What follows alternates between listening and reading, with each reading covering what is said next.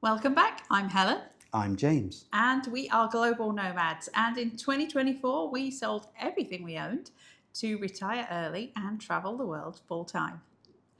Today, we're going to be showing you Chiang Mai. If you saw last week's video, you'll see we arrived on the train. And if you didn't, click wherever. Why would you not have Why watched would you it?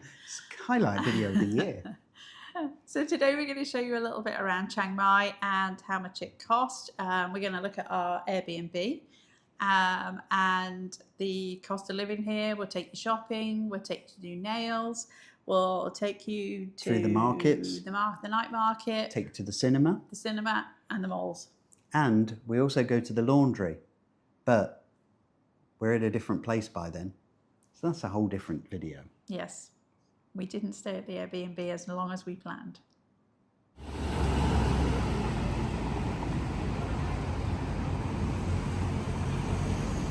So this is the Astra Sky River apartments, and this is our unit. As you come in the front door, we got a little kitchen area here with a washer dryer, one of our number one priorities. Sink. We do only have like a 2-burner hob and a microwave. And nice big size fridge freezer though. There's the front door. And then we've got this sort of little utility room where we've got all our luggage. I think on the plans this is actually sold on some as a 3rd bedroom, but you can see it's an interior. But I actually think they made good use of the space here because there obviously isn't a lot of room in the kitchen. So we've got like the extra kitchen space.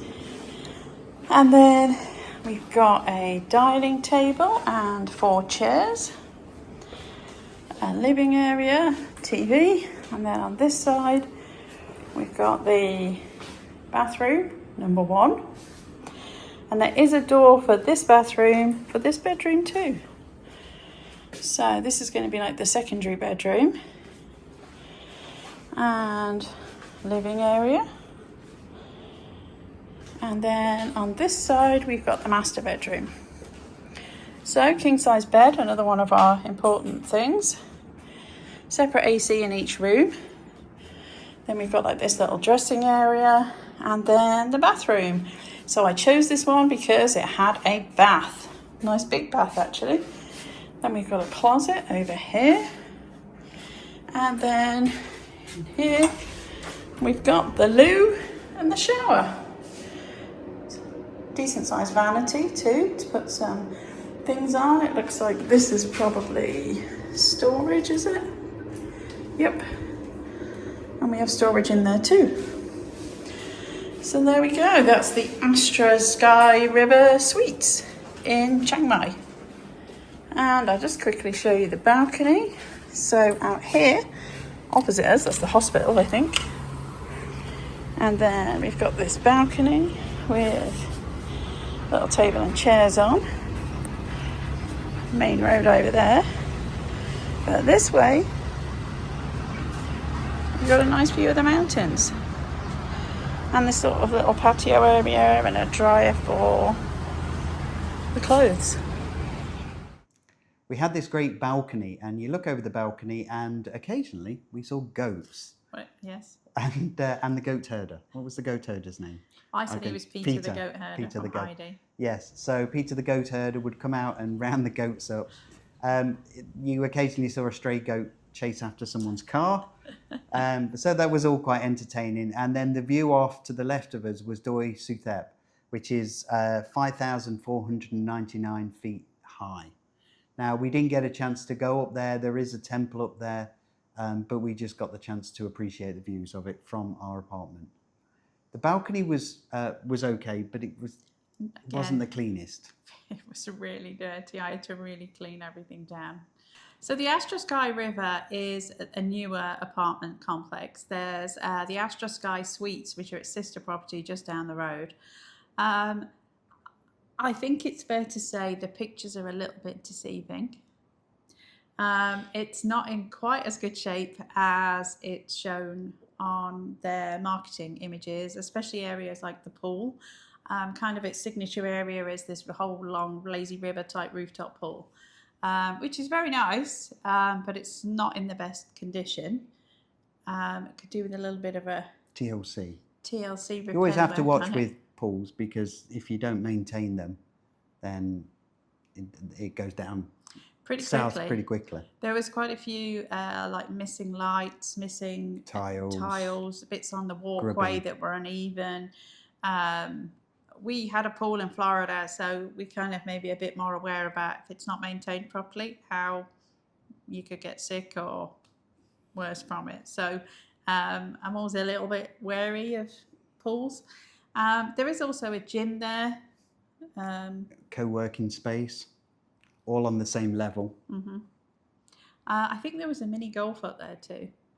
But most of it, was okay. But the pool area could definitely do with a little bit of TLC. For me, I thought it was quite strange is that there's no hot water in any of the taps, any of the faucets, except the bath and the shower. And that was lukewarm. I wouldn't call it hot. No. I couldn't have a bath because the water just didn't get hot enough. You were having to boil the kettle. Yeah. And come and throw boiling water in the bath at me, which sounds worse than it is. But yeah, part of the reason we got this apartment was because it had a bathtub, and that was why we had a bigger one. But it really wasn't usable without literally you having to keep running backwards and forwards and filling the kettle up and boiling it and throwing it into the bath because it just didn't get warm enough. You were sitting in cold water. Now, we had an Airbnb in Malaysia, and we had the same issue, except they did have hot water in the taps. They just didn't have in the bathrooms. They just didn't have hot water in the kitchen. So that was kind of manageable. There was no mention of this on the Airbnb listing. If you do an Airbnb in Southeast Asia, it can be an issue. We've done 2, and it's been an issue in both of them. So if you want to wash the pots at the end of the day, then you're washing them in cold water, unless you buy a jug, which we did from IKEA, and then you fill the jug up, and then you empty the jug into the sink. Yeah, and it's all a bit of an ordeal. When we arrived, this was not the cleanest either, I have to say. Anybody that does Airbnbs, I know that everyone's got a million Airbnb stories. Like hairs in the bed, like it was not... Big stains on the couch, big stains. Not the cleanest. And the couch is the same couch in every unit, and it's uncomfortable. I guess when you buy the unit, it comes furnished and you get what's in there. The bed was okay. The bed was reasonably comfortable and clean-ish. The linens weren't. I washed them before we used them.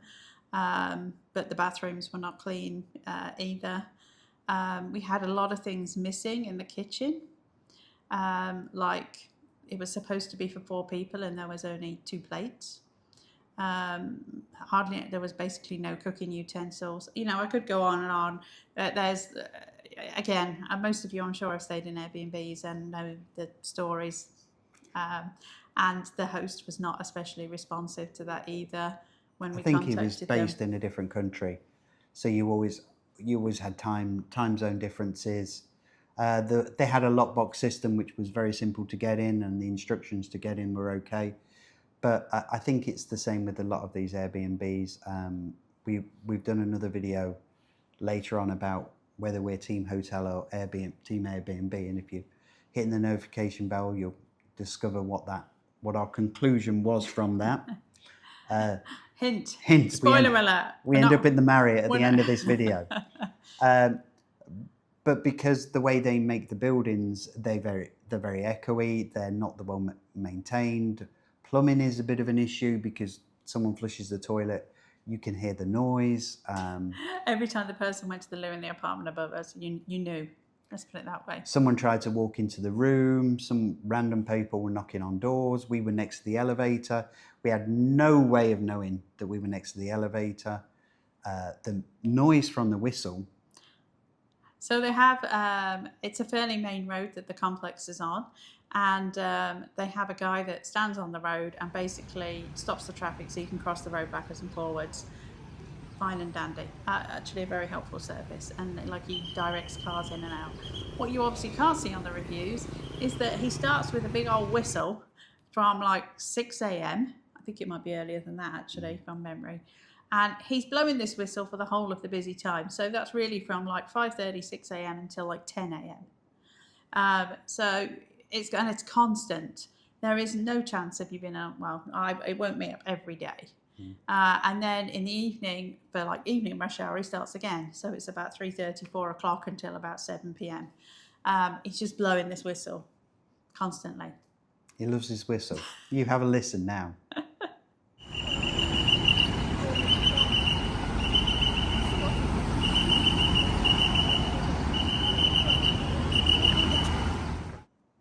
As James mentioned, we had no way of knowing that literally the door to the apartment was right opposite the elevators.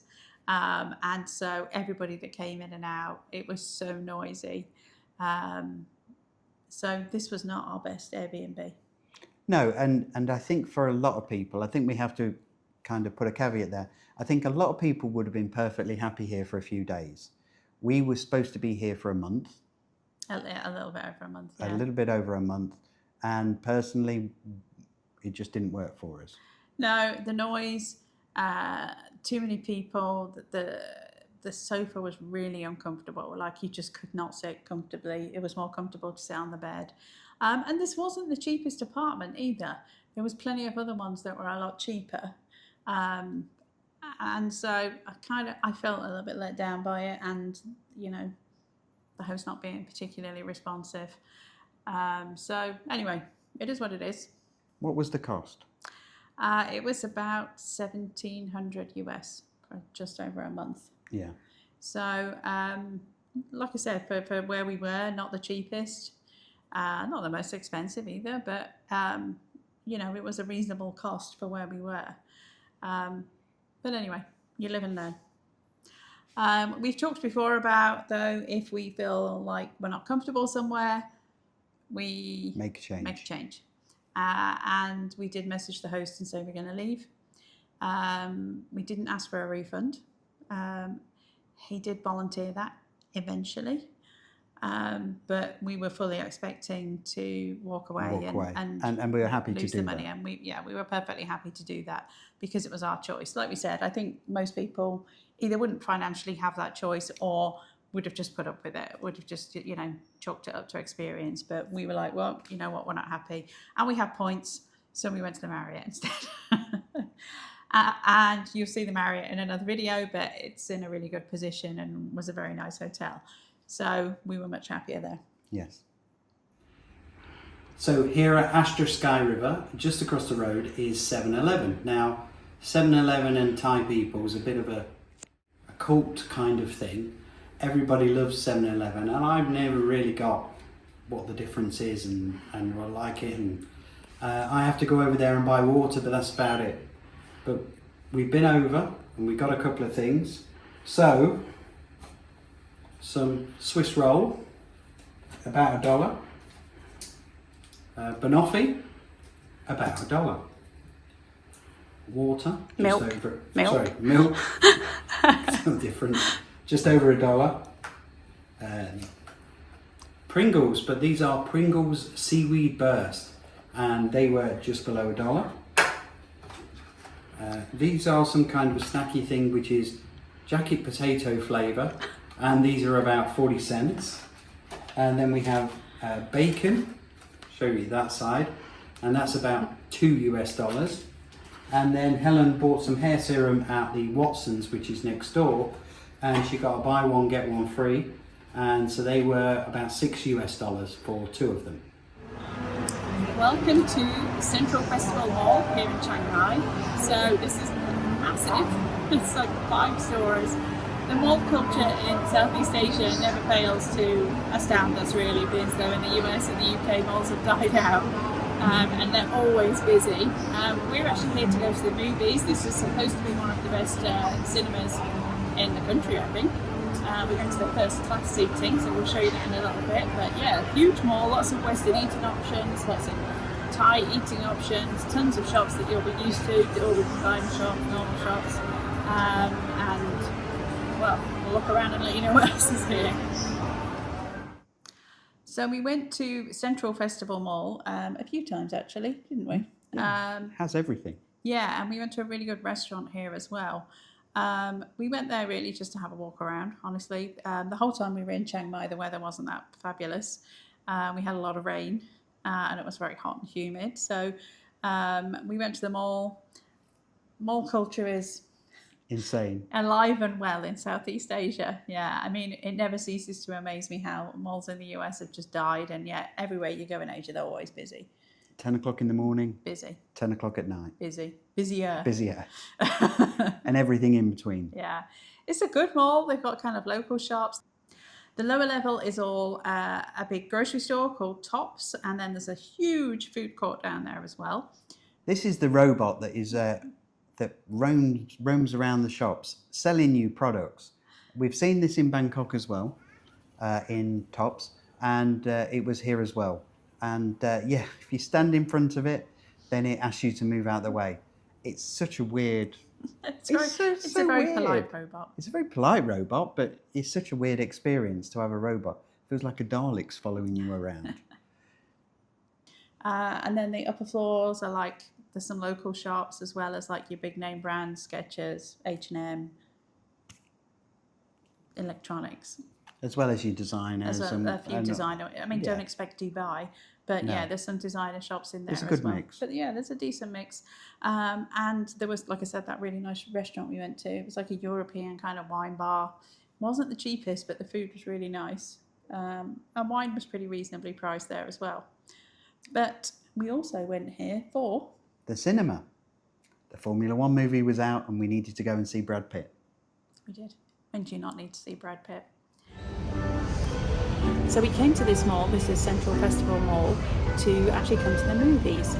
They have what they call a VIP cinema here, so we thought we'd give it a try. I think we've got like recliner chairs, I guess we'll see shortly, but that does give us access to the VIP lounge, which is where we are now. And it's very nice, very chilled. If you can hear the music, it's very chilled. It's quite big too. It's a bit like an airport lounge. And we've got a coffee. I got a coffee, James got an orange juice, and I got a brownie and he got a cheesecake. I think once we go in, we can get more drinks and popcorn as well, and that's all included in the ticket. We did go to the bed cinema in Bangkok, and they had a lounge too, and you had like free access to snacks and drinks there, which was a bit better. I think here we're only allowed one drink each before we go in. But I think the ticket here was a little bit cheaper too. But I guess we'll see. We'll see. It's very nice, very relaxed.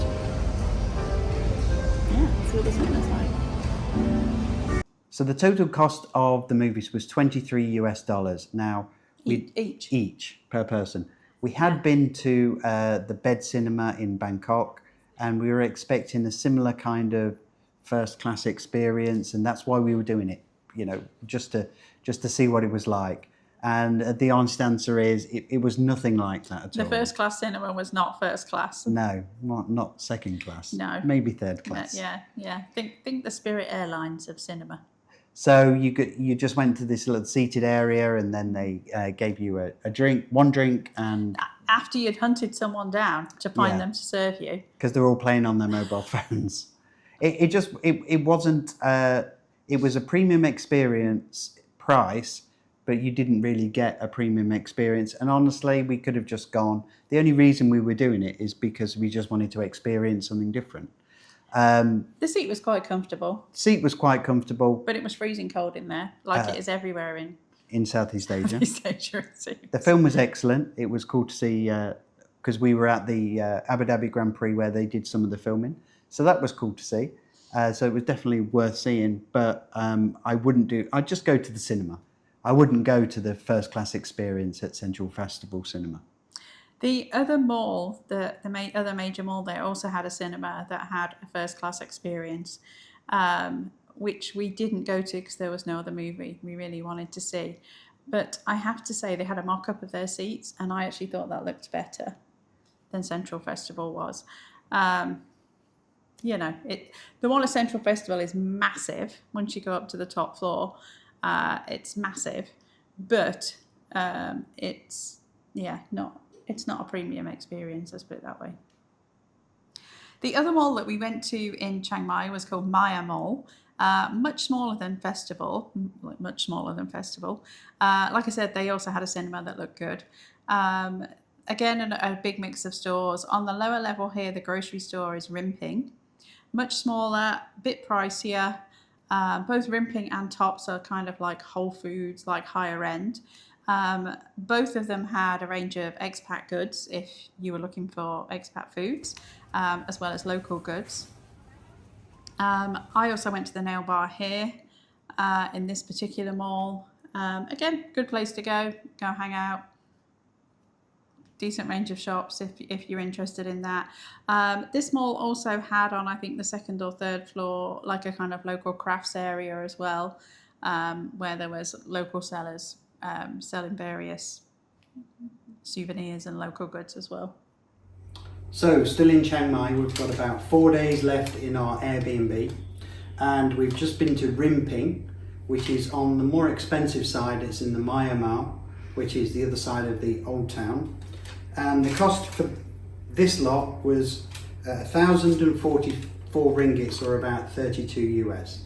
So we'll just quickly talk you through each thing. So chicken, so there you go, I've got my little piece of paper with my prices on. So that was about $1, it's about 32 ringgits, and that's about 240 grams. And that's chicken breast. Chicken breast, skinless chicken breast. Cheese, that's how much cheese there is. 200 grams of cheese, $8.85, or 288.50 ringgits. That's because extra mature. Obviously it's expensive, but everywhere we've found cheese is really crazy. Milk, so that's 49 ringgits, and that's $1.50. Then we've got Robinson's cordial, known for the English people here. Which you add to water to flavour it for Yes. our American or anybody else who I don't doesn't know there's not what it really is. a comparison, but we can buy it at Publix when we go to the supermarket in Florida, and it comes out to 125 ringgits, or $3.85 for each bottle. Which interestingly is cheaper than we used to buy it in Florida. Yeah, crazy. 2 peppers, 1 green, 1 red. Organic. Organic. There wasn't really a lot of choice, was there? It was pesticide free or organic, but the organic looked nicer. Okay, 61 ringgits for 2 peppers, or $1.87. Bread from Joe's Bakery, which is just inside the supermarket. So that's 79 ringgits, or $2.42. Baby corn, this is organic baby corn, but that's 35 ringgits, or $1.07. 2 onions, 48 cents. They were organic too. Oh, were they? Yeah. Rice, there you go, $1.17. For a kilo. Is that a kilo? It's a kilo, so that's about 2 and a bit pounds. And then these yogurts, Greek yogurts, we got 2 packs of them, and they're basically $2 for three yogurts. And they're Greek yogurt. You can get regular yogurt a little bit cheaper too. But it didn't taste as good. No. We didn't like it as much. And how about the sugar, which we don't normally buy? Sugar was the last thing. Yeah. No, that's the rice again. The sugar's over there. Okay, so sugar that's basically sachets of sugar, because we only need it for one thing. We don't use a lot of sugar, and that's $1 for about 30 sachets of sugar. So there you go. That's our shopping at Rimping. So here we are. We're in the biggest night market in Thailand. This is the Sunday walking market in Chiang Mai. So we're going to show you around. We haven't seen really any different souvenirs to what we've seen in all the other markets, but we're going to show you around as well. So I think we've said it before in other videos. If you really want to live on a budget, or you want to live like a local, Chiang Mai or Bangkok or any of these places, you need to go to the night markets. They're just a hive of activity. You get to see lots of different things. the cost of goods is so cheap. Particularly food. Food, yeah, lots of food. Yes, you can buy knockoff things, and you can buy handbags, and you can buy elephant souvenirs. But all the locals go there. You can buy fish, you can buy meat, you can buy. People just don't bother going to grocery stores and buying ingredients. You just go to the night market and eat at the night market. There are areas to sit. There's entertainment that they provide. There's a whole night market culture going on, and it's really big in Chiang Mai. The big thing is about Chiang Mai is everywhere you walk where the night market is, especially the Sunday market, which is the big weekly night market in the old town. There's other markets that are there every night, but the one in the old town is just once a week. So the big one in Old Town, they closed down the Old Town area, which is the walled area. And in that walled area, I think there are 122 temples in a very small space. And those 122 temples are all lit up at night. So not only do you get to have a look at some amazing things for sale, go and see some pictures, buy some food, have some entertainment, you can just walk around and see all these temples lit up at night. And honestly, that's what everybody does. And if you get the opportunity to go there, that's what you should do as well. I mean, allow like 3 hours to walk around the night market. It was packed when we went, but there's a really great range of goods. It doesn't take a obvious path because it kind of goes off. There's a main road and then goes off in separate ways as well. But the temples are amazing when everything's lit up. You will find a lot of the goods, like the souvenirs, especially. The Sunday market is very much more aimed at tourists. The Sunday market especially is a lot of the same goods. People are selling the same thing over and over again. But you will find interspersed with, like, there were some incredible artists, some really incredible artwork we saw that just individual local people are selling. I did actually pick up a wooden elephant. Well, there's a bit of a shocker. Which was produced by, there was a guy and his son at the market, and their family make them. That's what he told us anyway. I mean, it didn't look like it was a mass-produced, made in China thing. And they were hand-painted as well. So there are some kind of real gems to be found as well. A lot of clothing. If you are looking for very cheap clothing, like very cheap clothing, like you could pick a top up for like a couple $. So, and if you wanted it, it's on sale there. And it's just a great experience just to walk around.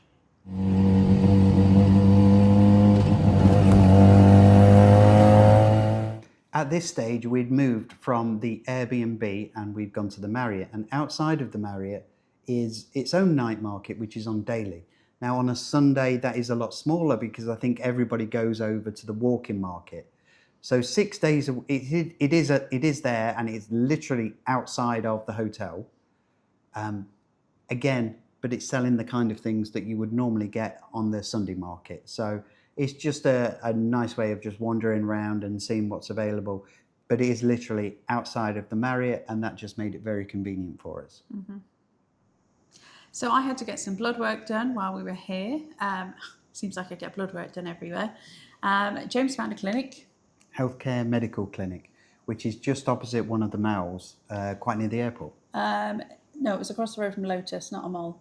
Lotus. Yeah, yes. big supermarket just across the road. So I had basically about 5 or 6 tests done here. And we also got the start of our Hep B process started because we were told in our health assessment in May in Kuala Lumpur that neither of us had any hepatitis B antibodies. So they suggested we should do that. So we got the first 3 shots done here. So I had the blood work. We both had those shots, and it was $126. And the biggest chunk of that was the Hep B shots. I think it was about $50 for each Hep B.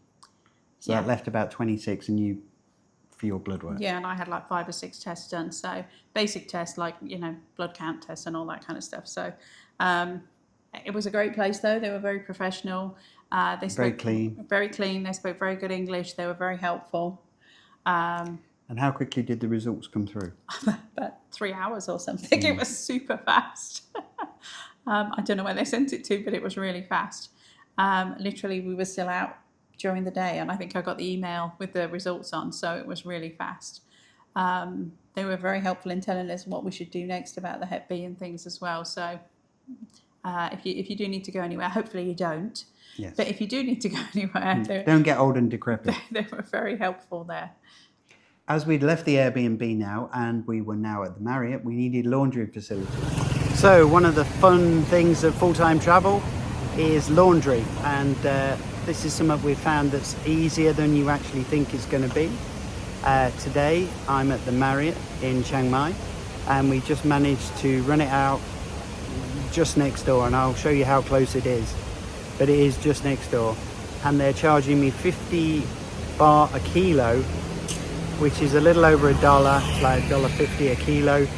I've dropped off 7 kilos. It was 350 baht. So that works out to about $10 US, and they'll have it washed and delivered to our room tomorrow by 3 p.m.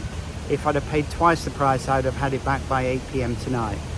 So we'll see what that service looks like, but yeah, wherever you go in the world, and never considered it because I always had a washing machine, but wherever you go in the world, it's really easy to get laundry done. Let's see how it looks when we get it back.